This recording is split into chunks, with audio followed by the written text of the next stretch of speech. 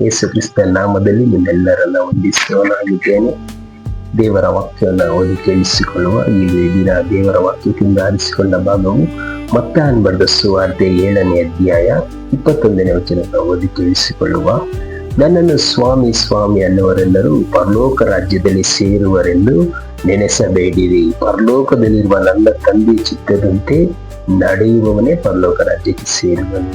ಈ ದಿನ ನಾವು ಅನ್ಕೊಂಡಿರ್ಬೋದು, ನಾವು ಕ್ರೈಸ್ತರಾಗಿದ್ದೇವೆ, ದೇವರು ನಂಬ್ಕೊಂಡಿದ್ದೇವೆ, ರಕ್ಷಣೆ ಹೊಂದಿದ್ದೇವೆ, ದೀಕ್ಷಾ ಸ್ನಾನವನ್ನು ಹೊಂದಿಕೊಂಡಿದ್ದೇವೆ, ಉಪವಾಸನ ಮಾಡ್ತಾ ಇದ್ದೇವೆ, ಸೇವೆಗಳನ್ನ ಮಾಡಿದ್ದೇವೆ, ಅದ್ಭುತ ಕಾರ್ಯಗಳನ್ನ ಮಾಡಿದ್ದೇವೆ ಎಂಬುದಾಗಿ ಈಗ ಅನೇಕರು ಹೇಳ್ತುಕೊಳ್ತಾ ಇದ್ದಾರೆ, ಅನೇಕರು ಒಪ್ಪಿಕೊಳ್ತಾ ಇದ್ದಾರೆ.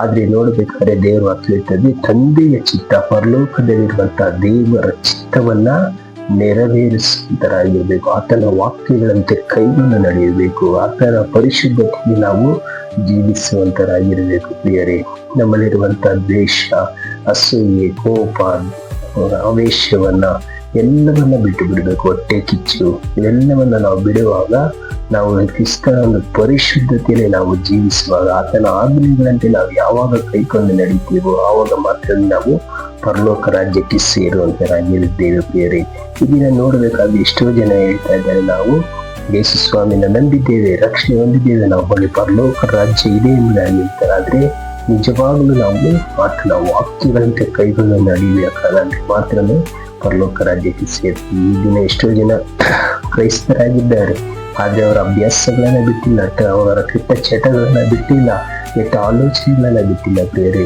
ಇಲ್ಲ, ಕೆಟ್ಟ ದಾರಿಯಲ್ಲಿ ಅವ್ರು ನಡೀತಾ ಇದ್ದಾರೆ. ಅಂತವರೆಲ್ಲ ಯಾವ ರೀತಿ ಪರಲೋಕ ರಾಜ್ಯಕ್ಕೆ ಹೋಗಲು ಸಾಧ್ಯ? ಯಾರು ದೇವರ ಚಿತ್ತದಂತೆ ನಡೀತಾರೋ ಅವರು ಮಾತ್ರನೇ ಈ ಪರಲೋಕ ರಾಜ್ಯಕ್ಕೆ ಸೇರಲು ಸಾಧ್ಯ. ದೇವರ ವಾಕ್ಯಗಳನ್ನ ಆಶೀರ್ವಾದ ಮಾಡಿ. ಆಮೇಲೆ